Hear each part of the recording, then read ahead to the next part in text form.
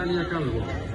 Doncs molt bé, ara estem amb l'Albert Massana, flamant nou campió de Catalunya d'Òmnium, avui aquí amb la disputa també dels campionats de Catalunya en aquest trofeu internacional Ciutat de Barcelona.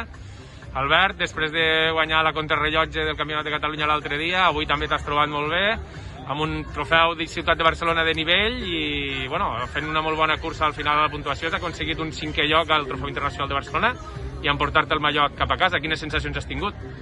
Bueno, les sensacions han sigut de menys a més, perquè després de 2 anys de no tocar la pista pues, m'ha costat una mica agafar el ritme, però a poc l'he anat recuperant la cadència a les cames i bé, i al final he aconseguit el Campionat de Catalunya, que era l'objectiu, 5è a l'internacional, que és tot un honor córrer amb aquests corredors amb aquest nivell, i bé.